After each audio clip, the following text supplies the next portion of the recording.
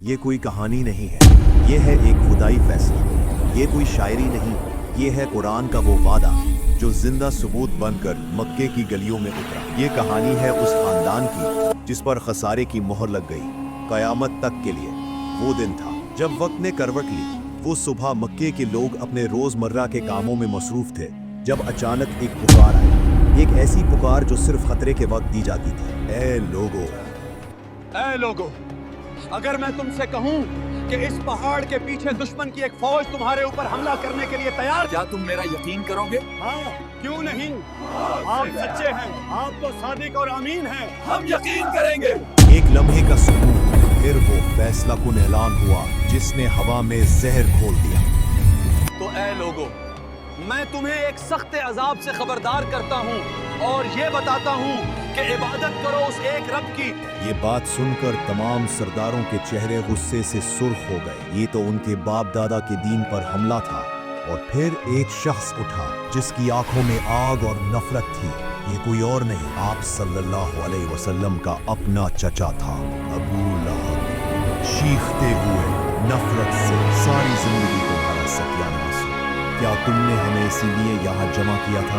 इस बद्दुआ ने आसमान को छुआ। ये मक्का का माहौल था जहाँ चचा का दर्जा बाप जैसा होता था। इसने भरे बाजार में नबी की रुसवाई का ऐलान कर दिया। बाजार में नबी सल्लल्लाहु अलैहि वसल्लम लोगों को इस्लाम की दावत दे रहे हैं। अबू लहब पीछे से आता है। अबू लहब, मक्काराना और बुलंद आवाज, इसकी बात मत सुनना मक्का वालों, ये मेरा भातेजा मोहम्मद है और ये पागल हो गया है। उसने बाप दादा का मजहब छोड़ दिया है। इससे घटिया बात मैंने आज तक नहीं सुनी। तो तुम परेशान क्यों हो? उसके घर के सामने क्या सिर्फ कांटे ही पड़े रहेंगे? और क्या करें, बाइकाट से भी इसे फर्क नहीं पड़ता। हम और तरीके निकालेंगे। मैं जाकर मक्का की औरतों को इसके खिलाफ भड़काऊंगी। आप फिक्र ना करें, मुझे मोहम्मद के दुख से सुकून मिलता है। ये बीवी कोई आम औरत नहीं थी। ये खानदान कुरैश की खूबसूरत तरीन औरतों में से थी जिसके गले में हमेशा कीमती हार रहता था, लेकिन दिल में नफरत का ईंधन भरा था। उम्मा जमील ने रात की तारीकी में नबी सल्लल्लाहु अलैहि वसल्लम के घर के रास्ते में कांटे बिछाए।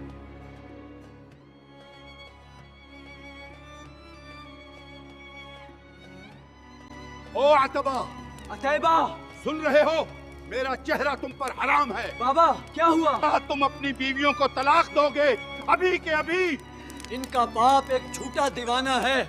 मैं उसकी बेटियां। उन्होंने ऐसा ही किया बाप के हुक्म पर। यहाँ अबू लहब और उम्मा जमील ने जुल्म की इंतहा कर दी। इस जुल्म की इंतहा पर आसमान से फैसला नाजिल हुआ। बिस्मिल्लाहिर्रहमानिर्रहीम। तब्बत यदा अबी लहब। टूट गए दोनों हाथ अबू लहब के और वो बर्बाद हो गया। ये आयत माजी में बात कर रही थी, यानी ये हो चुका जिस लम्हे उसने नबी की शान में गुस्ताखी की, उसी लम्हे उसके हाथ टूट चुके थे, उसकी ताकत खत्म हो चुकी थी। अबू लहब और वो बर्बाद हो गया। ये थी सूरत अल-लहब जो ना सिर्फ एक पेशीन गोई थी बल्कि कुरान के मौजज़ा होने का जिंदा सबूत भी थी। आप कमेंट में बताएं कि वीडियो का कौन सा पार्ट आपको मुतासिर किया। आपके फीडबैक से हमें हिम्मत मिलती है इस तरह इस्लामिक कंटेंट बनाने के लिए। शुक्रिया।